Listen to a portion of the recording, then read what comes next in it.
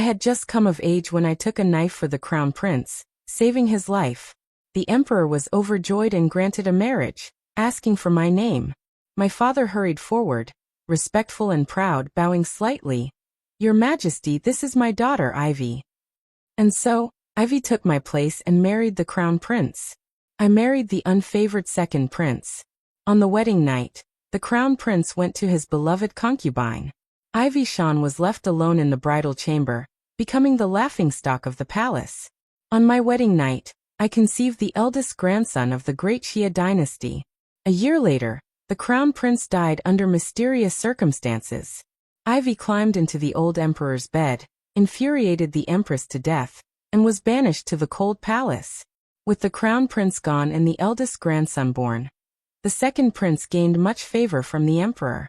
When the barbarians invaded, the second prince led the troops into battle, defeated the barbarians in one fell swoop, and was promoted to crown prince.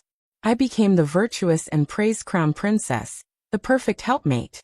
On the day he was crowned emperor, as the empress, I pardoned my sister, who had been confined to the cold palace at my father's desperate plea. When we met again, her face was weathered, her eyes filled with a chilling glare. "Why are you the empress? I am the one destined by fate." After saying this, she lunged at me without a hint of hesitation, thrusting a dagger fiercely into my heart. Bleeding profusely, I used the last of my strength to strike her down from the city wall with a single palm. But the husband who protected me whispered softly in my ear, "My dear queen, farewell on your journey. One reborn to seize the throne." When I opened my eyes again, it was the moment my family was plotting to take away my wealth and status. Ivy Shan, the legitimate daughter of the Shin family, is both virtuous and talented. She risked her life to save the crown prince, and her contributions are undeniable. She especially granted marriage to the crown prince. Zerishin, the illegitimate daughter of the Shin family, is granted marriage to the second prince. A single stroke of the sword brought 2 marriage proposals, and my father was overjoyed holding the imperial decree. Clearly, it was a marriage I earned with my life. Yet, my father intends to have Ivy take my place, hoping she can become the queen of the nation. "Father, I won't change. I will marry the second prince." Ivy suddenly started shouting loudly. It turns out she has also been reborn. In my previous life, my father and stepmother made me and my sister swap identities, causing me to marry the incompetent second prince, and ultimately die tragically at the hands of Ivy Shin. In this new life, I will definitely reclaim everything that belongs to me. Nonsense. The crown prince was born of the empress. Marrying him would be the fate of an empress, a life of fortune. The second prince, born of a palace maid, was never favored. Marrying such a person would only lead to mistreatment in the palace, leaving you with nothing but a life of hardship.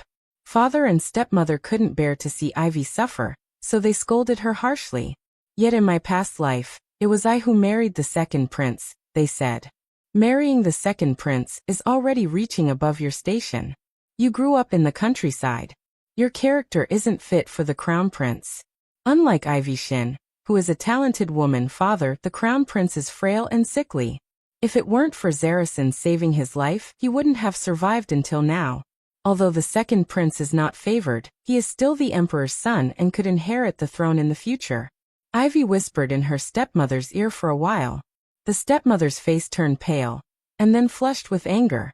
She bit her lip as if making up her mind about something, then turned and murmured in father's ear. I watched them whispering secretly and quietly finished a pot of tea.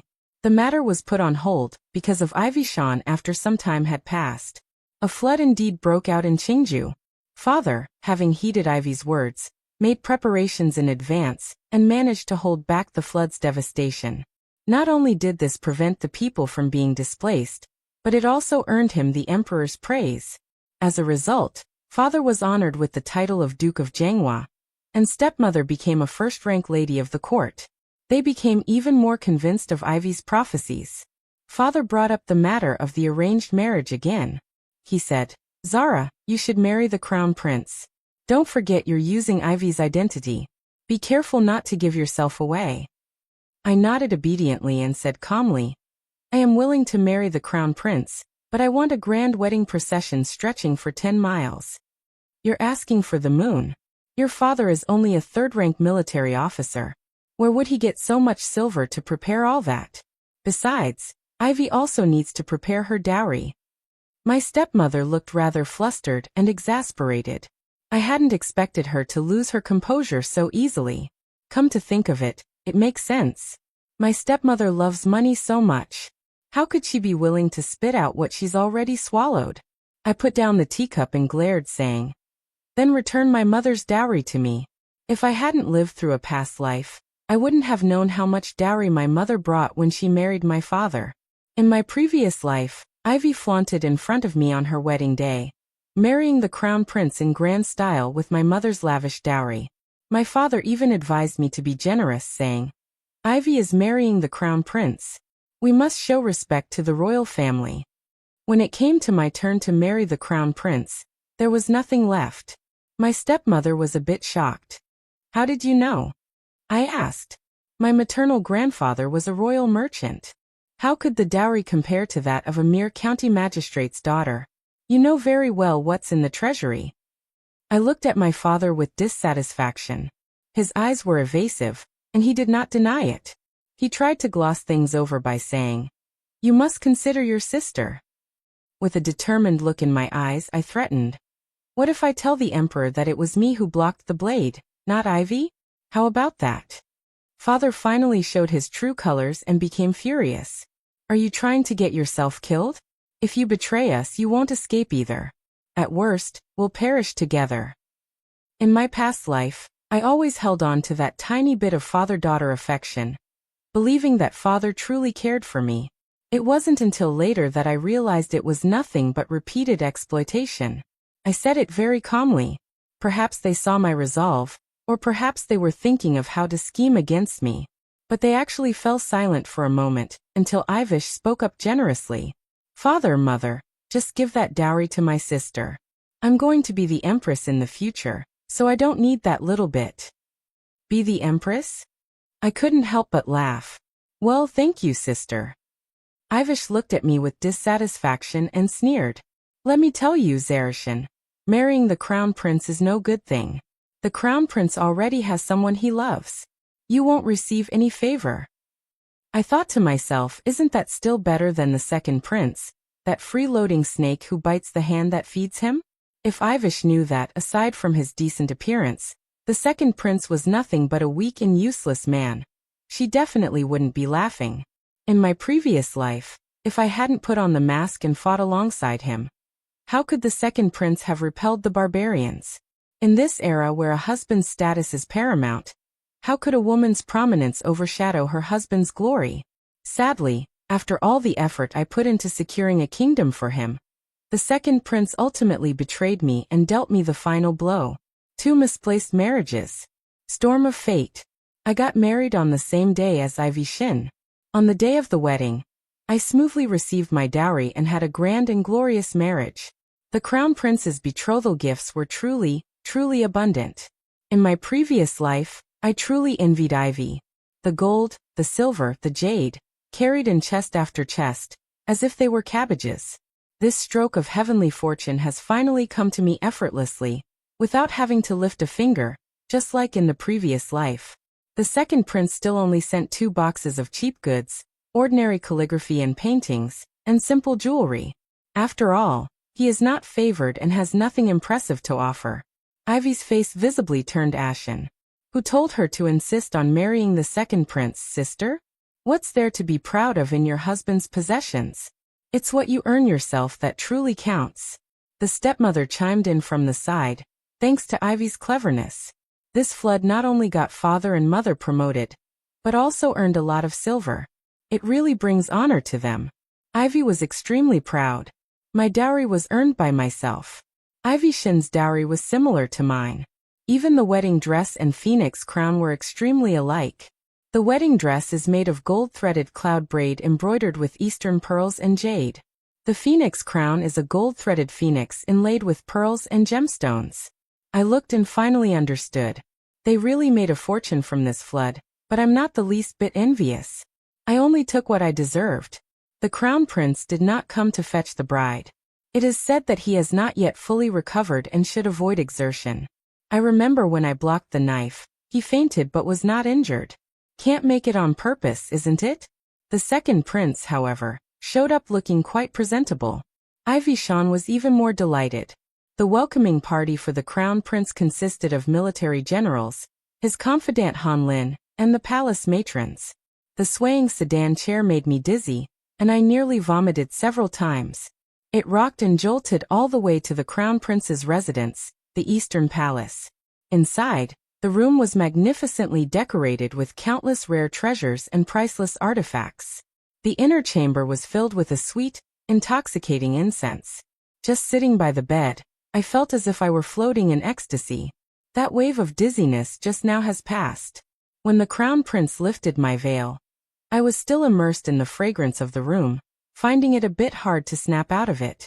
The crown prince was also quite handsome, with sharp eyebrows and starry eyes, a perfect description for him. I am also quite good-looking, with fair skin and beauty, and the teardrop mole at the corner of my right eye adds a touch of sensuality. The crown prince is a decent match for me. Sitting together on the edge of the bed, the crown prince visibly paused when our eyes met. "You're Zaracin, not Ivy Shin." I was also taken aback. "How did you recognize me so quickly?" Ivy Shin and I look almost identical, with the only difference being the teardrop mole at the corner of my eye. Only our family members can usually tell us apart. Why could the crown prince recognize me at a glance? The crown prince stared at me for a few moments, pondered briefly, then reached out to touch the teardrop mole at the corner of my eye and murmured to himself, "It's real." A warm breath brushed against my face, and a restless desire welled up in his eyes. I found myself anticipating his next move. The crown prince curled his lips into a smile. "Ivy Shin doesn't have a teardrop mole on her right eye. It's Zara Shin who has it." I touched the teardrop mole at the corner of my eye, feeling puzzled. How did the crown prince come to know this detail? Forget it. I have no intention of operating under the name Ivy Shin. I quickly knelt down and said softly, "Your Highness, please forgive me. I am indeed Zara Shin." The crown prince, however, was not angry. He gently lifted my chin, lost in thought, and said, "The Duke of Jangwa, substituting the fake for the real, sending you, a daughter of a concubine here. What is his intention? By the emperor's decree, the legitimate daughter of the Shin family is to be wed. I am indeed the legitimate daughter of the Shin family. My mother was the legal wife, though she passed away early. My father favored the concubine over his wife, so I was sent to the countryside since childhood. By chance, I took a knife for your highness." I lifted my sleeve, revealing the long, slender scar on my arm. The crown prince glanced coldly and said, "Do you know this counts as deceiving the emperor?" I shook my head and explained. The emperor arranged the marriage mainly because of the merit in saving his majesty. That person was indeed me. The name reported was my father's. So how could I be accused of deceiving the emperor? The crown prince smiled faintly and said, "Quite the silver tongue."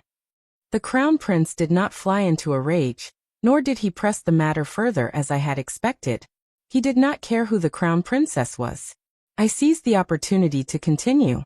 "I wish to propose a deal with your highness." The crown prince was surprised. "Oh, what kind of deal?"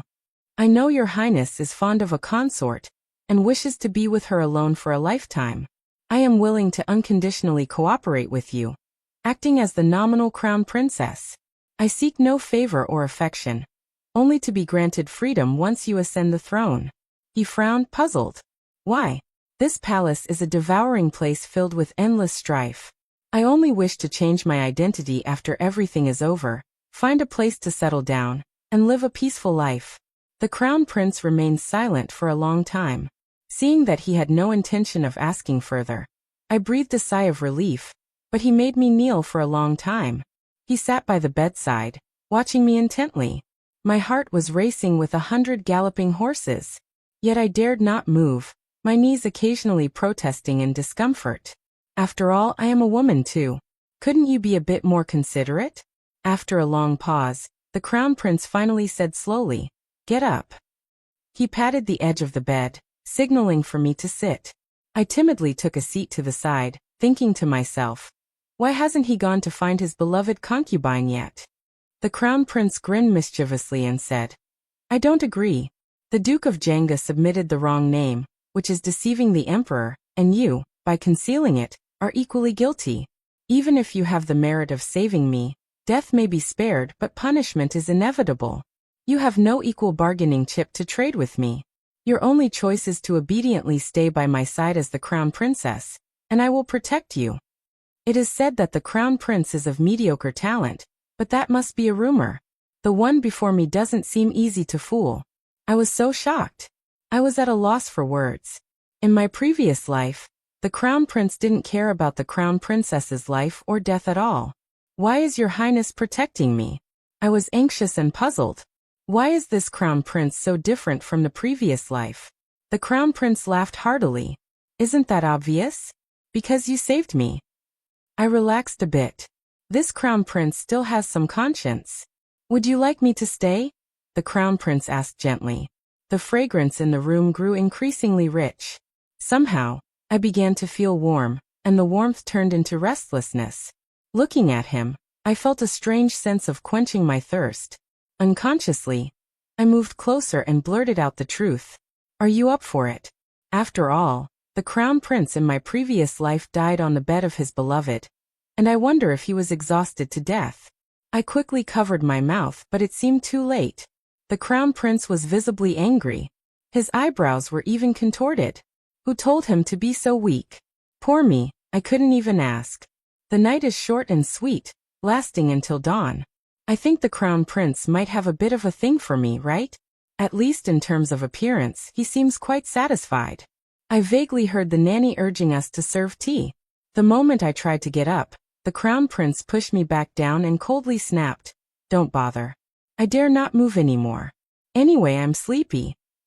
Half an hour later, the Crown Prince and I slowly arrived at the entrance of the Empress's palace. Riding together in a palanquin, Ivy Shan and the second prince had actually been waiting at the palace entrance for half an hour. Yet the Empress still hadn't summoned us. As I stepped down from the palanquin, Ivy Shan was glaring at me with gritted teeth. I could understand her anger. After all, in the previous life, Ivy Shan had walked alone to offer tea, and was punished by the Empress to stand at the door for 2 hours. It was the Crown Princess's fault for failing to keep the Crown Prince on their wedding night. And both the second prince and I, having successfully handed over the handkerchief, were not troubled by the Empress. A matron from the palace came out and said that the Empress was summoning us. The Empress said that bearing offspring was the most important matter for us newlyweds at the moment. The Crown Prince said discontentedly, But that doesn't mean Mother can burn incense in my palace. The Empress smiled faintly. Consort Bai suffers from uterine coldness, and is not suited for bearing children. I know you favor her, but producing heirs is also your duty as the Crown Prince. Ivy Shan and I exchanged a knowing glance, finally understanding why we were irresistibly drawn to the Crown Prince. The difference was Ivy Shan was rejected by the Crown Prince while I successfully consummated the marriage. But how did Ivy Shan from the previous life resolve the issue on her wedding night? The anger in Ivy's eyes grew stronger, and the air of resentment thickened, likely also thanks to the second prince's 5-minute performance in bed. After all, the second prince had long been worn out by the palace maids and eunuchs. In my past life, the imperial physician said I had a body prone to pregnancy, which was how I conceived that child. Ivan's experience last night probably wasn't as wonderful as she had imagined. The Crown Prince's reaction was rather indifferent. It wasn't that he truly intended to hold the Empress accountable. Your Highness is truly fortunate. I am far from matching you. The second prince rarely spoke up. He seldom voiced his opinions. The Crown Prince let out a cold laugh. How were you last night, my brother? The second prince smiled weakly and looked at Ivy. Zara is very hardworking. Ivy, however, became shy and even covered her face with a handkerchief. The queen looked at the handkerchief and was overjoyed. The emperor is hoping for an heir. The imperial astronomer said that the Shun family's daughter has the appearance of a phoenix, and is sure to bear a dragon son. You two must put in more effort. I await your good news. No wonder I had such good fortune in my previous life, sailing smoothly through the royal family. It was all thanks to my fertile womb. I just don't know if Ivy Shan has such good fortune. The Empress invited us to dine together. The imperial cuisine was exceptionally delicious, and I was thoroughly enjoying myself. Halfway through the meal, suddenly, Ivy stood up and said, "I would like to entertain Her Majesty the Empress by performing a song and dance that I designed myself." Ivy's singing voice was naturally beautiful, as melodious as an aural, and her dance was equally captivating. But I could hardly hold back the chopsticks in my hand. I really wanted to throw them out, thinking, what is Ivy doing? Is she afraid that others won't know she's Ivishan? The queen praised. I never expected Zara's singing and dancing to be so impressive. Ivy said shyly, "Sister, you're even better." She deliberately looked at me. "Right, sister? I'm busy eating the pork knuckle and feeling a bit displeased, so you're just here to watch me make a fool of myself." Unfortunately, Ivy Shin's plan backfired. "I'm not falling for her tricks," I replied truthfully. "I only enjoy wielding swords and spears. I'm not skilled in dance or music." The second prince laughed. "Everyone says Ivishan is both beautiful and talented in the Xia dynasty. So, how could you not know? I've heard Zarasin is skilled in martial arts. Could it be that you're not Ivy?" I thought to myself. The second prince is asking so directly. Could it be that he also noticed Ivishan isn't Zarasin? The crown prince stepped forward without hesitation. "Your son has something to report from last night. The brides were mistakenly switched. My crown princess is Zarasin, not Ivishan." The crown prince is so blunt, completely disregarding my well-being. I put down the pork knuckle in my hand, walked to the front of the hall, and knelt down, following the crown prince's words. When we were getting married, my sister and I were dressed very similarly. I nearly tripped before leaving. In the chaos, my sister and I ended up in the wrong positions. The Empress was furious, slamming the table. Since the bride was wrong, why wasn't she replaced immediately? And you even consummated the marriage. I, Ivy Shin, and the second prince all knelt down, not daring to speak. "Wasn't that all thanks to you, mother?" The aphrodisiac incense was so strong. And it wasn't until after the deed was done that we woke up and realized the bride was wrong. The crown prince spoke bluntly, showing no regard for the Empress's dignity. I thought the prince was blaming the Empress, but it turns out he was actually clearing my name and setting a trap for Her Majesty. The prince is indeed clever. Last night, in the heat of passion, he only told me to cooperate with him and just be myself. Her Majesty's imposing aura has diminished quite a bit, and she seems somewhat embarrassed. She probably didn't expect her good intentions to backfire, she sighed. "Since things have come to this, let's make the best of a bad situation. I will report this matter to the Emperor. From today onward, the crown princess shall be Zarasin." I happily bow deeply. I thank Her Majesty the Empress for her benevolence. Ivy Shan overreached herself, and she was quite frightened just now. But she was also happy, relieved that she did not use the name Zara Shin, dreaming of her future as a queen. Ivy Shin and I effortlessly reclaimed our identities. When I return home tomorrow, I will no longer be Ivy Shin. 3. The pain of severing ties. On the day of returning to my parents' home, the crown prince said he had matters to attend to and couldn't accompany me. He had Han Lin bring generous gifts and go with me to the Shan family. Ivy Shan stood at the door, and seeing that I had come alone, laughed so hard she nearly doubled over. "Sister, has the crown prince abandoned you?" I walked past her without wanting to pay her any attention. "Han Lin, take the return gifts to my father's place." Ivy Shan watched Han Lin bring out the lavish gifts, gritting her teeth in anger, and shouted, "Zarasin, don't get too cocky too soon." I went directly to the Shin family ancestral hall, leaving her to talk to herself. I knelt before my mother's memorial plaque, bowing in gratitude for her love and care in raising me. Ivy stormed in, took down my mother's plaque, threw it heavily to the ground, stomped on it a few times, and looked triumphant. "You won't be the crown princess for long. No need to inform the concubine." I snatched the plaque from under her feet in anger, but my hands were trampled until they were covered in bloody marks. Upon closer inspection of the plaque, I realized that my wife had been changed to concubine. I angrily asked my father, "What is going on?" My father said with conviction, Ivy is destined to be the empress and needs the status of a legitimate daughter.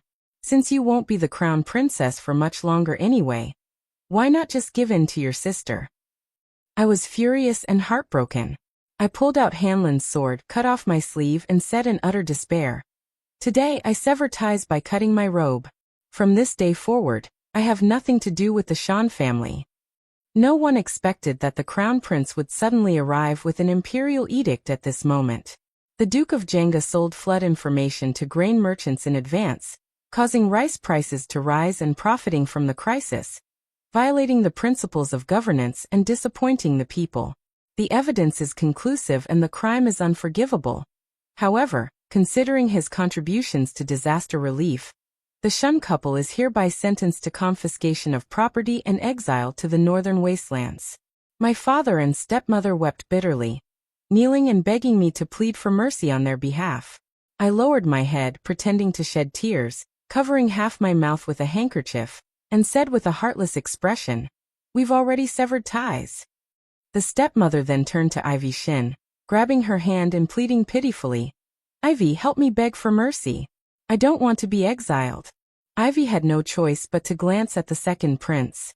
The second prince immediately slapped the stepmother's hand away, his face full of disgust. "Ivy, your parents are beyond saving. The emperor already dislikes me. Pleading for them will only bring trouble." Ivy hesitated, but fearing she might be implicated, she dared not speak and could only follow the second prince, slipping away without looking back. I asked the crown prince, "How did you know about my father selling information?" He was clearly very discreet about it. He said, "This matter has been under investigation for a while, but we never expected that the one embezzling money and the one aiding the distress would turn out to be the same person. However, yesterday when you mentioned that your attire was similar to Ivy Shin's, I realized something. Your wedding dress was custom-made and not the same as Ivy Shin's. What stood out were the emeralds and eastern pearls on it, extremely valuable and far beyond what the Duke of Jenga's salary could afford. The wedding dress could be altered to look similar, but it required a considerable amount of silver, which made me suspicious, so I had someone investigate." I was quite surprised that he had picked up on the hidden meaning in my words at the time. By the time we returned to the Eastern Palace, it was already very late. As the Crown Prince and I stepped into the Eastern Palace, a palace maid hurried over to deliver a report. "Your Highness, it has been 3 days since you last visited our mistress. She misses you so much that she has lost her appetite and has been bedridden for several days. Please go and see her at once." The Crown Prince's expression remained unchanged. This consort is the one who holds the Crown Prince's heart. I assumed the Crown Prince would go to Consort Bai's quarters, so I left on my own accord. "I am tired and will go back to rest now." As I turned around, the Crown Prince took my hand and said gently, "Where is the Crown Princess going?" I asked in confusion. "I'm going back to my room to sleep." "Then I will go with you. Tell your master. If he's sick, he should see the imperial physician. I can't treat illnesses, and my presence would be useless." The Crown Prince flicked his sleeve and then led me away. For the entire month, the Crown Prince stayed overnight in my Sway Palace every night, not once visiting Consort Bai's quarters. Yet everyone knew the Crown Prince favored Consort Bai. Lady Bai was originally a palace made by the Crown Prince's side, and he pleaded outside the Empress's palace for a full day and night before finally securing her the position of a consort. But now, as the Crown Prince shifted his affections to me, I was grinding ink, lost in thought. Completely unaware of the Crown Prince's actions, he wrapped his arms around my waist, rested his chin on my shoulder, and gently kissed me. "My beloved consort, what are you thinking about? You seem so lost in thought." I was somewhat startled. How could the Crown Prince be so frivolous? After all, this is the study, not a place for someone who should know propriety and integrity. My face flushed with embarrassment, and I was at a loss for what to do. My personal maid, Shirao Yao, came to report. "Consort Bai has taken her own life. Please, Your Highness, go and see." I quickly pushed his hand away and probed. "Your Highness, would you like to go check?" The Crown Prince lost interest and said sternly, "No, whether she lives or dies, it's up to her since I married into the Eastern Palace. Your Highness has never visited the concubine." If something happens, outsiders will surely say I am jealous, and the public's criticism will drown me. I am willing to accompany your highness to visit concubine by. The crown prince was stunned for a few seconds, deep in thought, then said, all right. He casually took my hand and called out, someone prepare the carriage. Moonlight Palace consort by was holding a white silk ribbon, threatening to live or die, with palace maids and eunuchs gathered around in a flurry. Let go of me. I don't want to live anymore. The crown prince doesn't want me. What's the point of living? I walked to the door with the crown prince while the consort was making an even bigger scene, kicking over the stool and waiting for the crown prince to save her. I had thought the crown prince would surely be anxious and take action, but he did indeed move, only to walk over to a nearby chair, sit down, and watch coldly, as if watching a play. I had no choice but to sit down as well. Fortunately, a quick-witted guard cut the white silk, and consort by fell to the ground, saving her life. The white consort cried out, how can the crown prince be so heartless? It's only been a month and you've already forgotten me, disregarding my life and death. She lay pitifully on the ground, her face somewhat pale, weak and fragile, yet still clearly a beauty in the making. Even I felt pity for her, and wanted to help her up. I think it's time for the crown prince to take action. Concubine by probably thought the same, stretching out her hand and calling out, your highness, have you forgotten our vows? But the crown prince merely glanced at her indifferently and said, bring the person forward. I almost laughed out loud, desperately holding it in. This isn't a play. Lives are at stake. The crown prince's men brought the person forward and forced him to kneel. This is a man dressed in peculiar clothing with a pointed mouth, monk-like cheeks, and thin lips. His appearance doesn't look like that of a good person. He glanced at the white consort on the ground, then quickly averted his gaze. I suspect there's something going on between these two. The crown prince took out a small, delicate box from his waist and slowly opened it, holding it toward the man. What is this? Do you recognize it? The man glanced briefly, and then lowered his head in silence. Consort B, what do you think? The crown prince turned the object toward consort B, who appeared somewhat guilty. Avoiding eye contact, she responded softly, pressing a hand to her chest. I don't recognize this disgusting insect. I curiously leaned out to look. This isn't a dead bug. It looks a bit disgusting and gives off a foul smell. I couldn't help but retch, making a gagging sound. Is the crown princess all right? The crown prince threw the box in front of the man, then walked over to my side and patted my back. Should we call the imperial physician? I waved my hand and said, no need. Perhaps seeing my discomfort, the crown prince gave me a warm smile, and my heart trembled slightly. Then I'll make it quick. He returned to his usual cold demeanor, and pointed at the box on the ground. Consort B, this is the poison you planted in me back then. You used this goo poison to control me and force me to become your consort. I have also uncovered everything your childhood sweetheart did. There's no use denying it anymore. The evidence is right on you. The lover's goo usually consists of two worms, a male and a female. If the male worm dies, the female cannot survive either.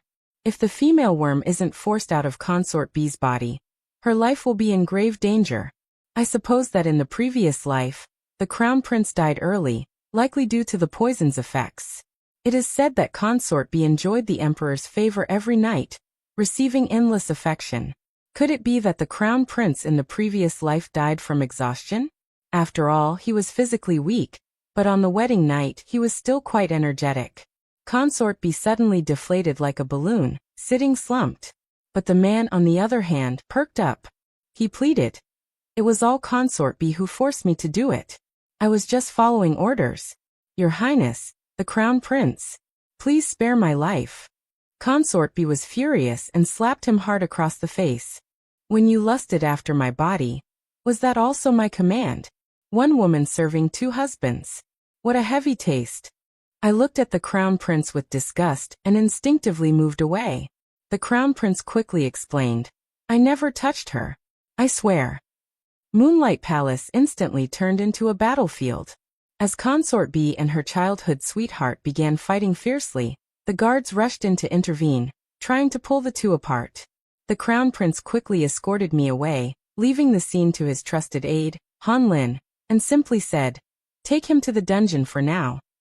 Await further orders for palace intrigue." The crown prince and I arrived at the palace of gathered elegance, where the imperial physicians were already waiting. Taking my pulse was unnecessary. Given my experience from my previous life, I am well aware that I am merely pregnant, touching my lower abdomen. I thought, in this life, I've given him a different father. I wonder if he will look the same as before. In my previous life, I only met my child once. After giving birth, I went off to battle. By the time I returned, I had no time to raise him. And then I died. I truly feel guilty towards him. In this lifetime, I will certainly fulfill my responsibilities as a mother. The imperial physician congratulated her, saying, "It is a joyous pulse." The crown prince was overjoyed and generously rewarded the Jejuer palace. The empress found out and generously rewarded the Jesu palace. The emperor was greatly pleased and generously rewarded the Jiangsu palace. So it turns out this child has nothing to do with me or the crown prince. It's from the Jiangsu palace. The news of the generous reward quickly reached the second prince's palace. Ivy was furious, throwing things and hitting her belly. "Why are you so useless? Are you sure it's just a stomach problem?" The second prince was busy picking up the things Ivy had thrown. Running around in a flurry, an antique vase was shattered, and he was heartbroken as there weren't many valuable items in the palace. He finally lost his temper and shouted, "Stop it." Ivy glared at him. "What? Am I not allowed to drop things?" The second prince immediately backed down and said timidly, "You can drop things but not this. If your sister accidentally drops it, then wouldn't it?" He didn't finish his sentence, but Ivishan understood and smiled. "That brain of yours is actually somewhat useful," the second prince thought to himself. "All the ladies in the palace do it this way. I've heard it so many times. Why would I need to use my brain?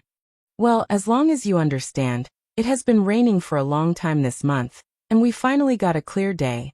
Today is the day the crown prince meets with the barbarian envoys."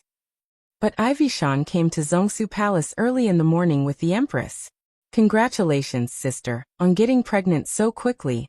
Ivy spoke words of congratulations to me, but her 5 fingers were fiercely gripping the white skirt.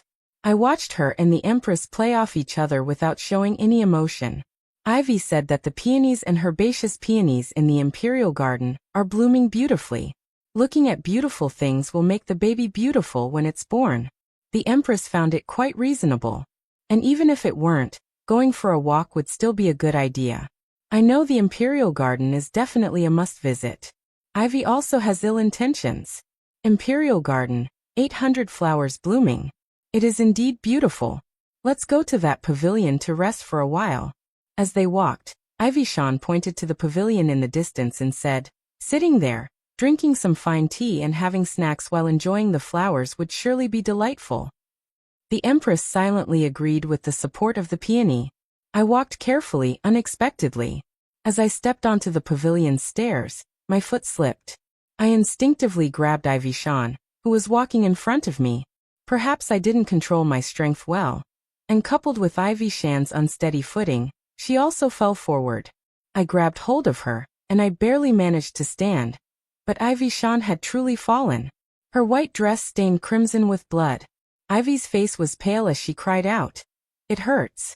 The empress anxiously called out, "Summon the imperial physician." I watched coldly from the side. The imperial physician said Ivishan had a miscarriage since it was too early in the pregnancy. The symptoms weren't obvious, just as I expected. The moment I saw the red hem of her dress, I knew. Ivy's malicious heart has finally exhausted what little fortune she had. Ivy cried and said, "Zarishan, it was you who harmed me." The empress was furious. "Zara, do you know your crime?" I quickly knelt down, intending to argue a word or two. But the empress shook her head at me. She said, "Today the barbarian envoys are visiting, so there must be no more trouble in the rear palace." I obediently shut my mouth. Forget it. For the child's sake, the empress punished me with a month of house arrest in Jungle Palace, which could be considered as giving Ivy an explanation. Ivy still seemed dissatisfied, crying and sobbing endlessly. Her Majesty, the Queen, told me to go back and rest first, so as not to upset Ivy Shan here. I was obedient, though I was tired of hearing it anyway. I returned to the Palace of Great Brilliance, but the Crown Prince had not yet come back. I only heard that the meeting with the envoys from the barbarian tribes did not go very well. I knew that the war to subdue the barbarians was about to begin. Confined within the palace with nothing to do, I began embroidering sachets, one stitch after another. My lady, why didn't you say anything? P brought me the needle and thread, indignant. Clearly, someone smeared wax on the soles of your shoes. I remained calm and asked, have you found out who did it? P was very angry and said, the one responsible for the shoes is the new palace maid show. Because she was nearly silenced, she confessed everything. The second prince's consort is utterly inhuman. She deserved to lose her child. I was neither angry nor annoyed and continued busying myself with my embroidery. Keep show under custody for now. Provide her with food, drink, and shelter. To the outside, announce that she is dead. Understood. Master, it's late at night. Let me help you change and rest. I nodded and put down the sash I had just finished embroidering. Nighttime, heart to heart. I lay in bed unable to sleep, my mouth craving something to eat. Tossing and turning, I faintly heard the sound of a window being opened. As the figure behind the curtain grew clearer, the intruder drew closer. I pulled out the dagger hidden under my bed, hid to the side, and prepared for a fight when a large hand gently lifted the tent flap. I kicked him in the chest, holding a dagger, and stabbed toward him. It's me. A familiar male voice said with a slight cough. Cough. So ruthless, that kick. Even military generals might not have such skill. I took out the fire starter, lit the lantern by the bed, and when I saw the intruder's face, I was speechless. Your Highness, the Crown Prince. Why climb through the window when there's a door? Why didn't the night watch report you? The Empress ordered you confined to your quarters, so I had no choice but to climb through the window. The Crown Prince slowly approached me and said gently, the barbarian envoy tried to poison me, but I've already captured him. The barbarians intend to declare war, and my father, the Emperor, has sent me to fight them. I will set off tomorrow. I was somewhat surprised. I never expected the barbarians to act so openly and swiftly this time, and the Crown Prince managed to prevent it in time. In the previous life, the Crown Prince died mysteriously shortly after meeting with the barbarian envoy. The Crown Prince in this life is indeed different. The Crown Prince spoke very calmly as if it wasn't something that had happened to him. Consort by was used by the barbarians to poison me with a goo toxin. The barbarian envoy, seeing that I was still strong and healthy, tried to send someone to have consort by administer another poison, but Hanlon caught them in time. Suddenly, he looked at me and smiled somewhat slightly. I also discovered something interesting. Hanlon found your sister meeting secretly with a guard, and the second prince was in a maid's room. It suddenly dawned on me. So Ivy's child isn't the second prince's. The Crown Prince asked me, how do you want to handle this? I said, let Hanlon keep it for now. I took out the sachet I had just embroidered and hidden by my pillow and tied it to the Crown Prince's waist. I reminded him, this contains the secret to defeating the barbarians. Remember to take it out and look at it before the battle. He nodded, looking at me with deep affection. I thought I would need to explain at length, but unexpectedly he believed me without any explanation. I asked him nervously, why do you believe me? He smiled and said, I can read minds. I gave an awkward smile, treating it as if he were talking nonsense. But he believed it anyway. However, there was one thing I didn't understand. You like me? The Crown Prince chuckled. You just noticed. I glared at him. I just don't understand where all this affection for me comes from. The Crown Prince reached out and touched my head, looking at me with adoration. Love at first sight. Have you heard of it? He said that in his country monogamy is the norm. So he would also be loyal to me. I gave a fake smile. Lies. In the Great Xia dynasty, having multiple wives and concubines is common. You're clearly trying to fool me. The Crown Prince smiled without saying a word. 6 finally becoming Emperor and Empress. This battle lasted almost a year. Soon, News of the Crown Prince's complete victory in the great battle reached the palace. I also successfully gave birth to a son. The Emperor and Empress are both still alive. Ivy urged several times, wanting the second prince to go to the battlefield. But the second prince was incompetent, lacking even the basic martial skills required to qualify for the battlefield. She couldn't stir up trouble anymore. The Crown Prince is about to return to the capital in triumph. I held our child and waited for him at the palace gate, thinking that life would be peaceful and serene. Unexpectedly, Ivy suddenly rushed out from behind me, wielding a knife and stabbing toward me, shouting, "In the next life, I will surely be the Empress." But the Crown Prince shielded me, taking the blow with his own hand to protect me. He said, "In that case, we're even." Ivy Shan was brought before the Emperor and Empress. I instructed Pei to release Xiar and explain the whole story, meeting a secret lover, harming the royal heir, and attempting to assassinate the Crown Princess. Ivy Shen is considered beyond redemption and was executed on the spot. The second prince dared not utter a word, but I know it's not that he doesn't know how to fight. He just lacks the opportunity. Soon after, the Emperor was nearing the end of his life, lying on his sickbed day after day. The second prince, with his privately trained death warriors, stormed into the imperial palace, surrounded by heavy guards. I tied up my hair, donned my armor, and led a group of soldiers, breaking through the encirclement with my sword.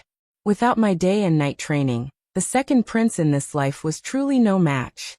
When I thrust my blade at the second prince, his gaze was as fierce as when he had stabbed me in the previous life. The Crown Prince hurried over, looking pleased. I've seen this look in books. Heroic and dashing, the aura of a strong female lead. I blushed a little and nodded at him. I know it's just that your soul has been swapped. After the Crown Prince became Emperor, I became the only Empress in the harem.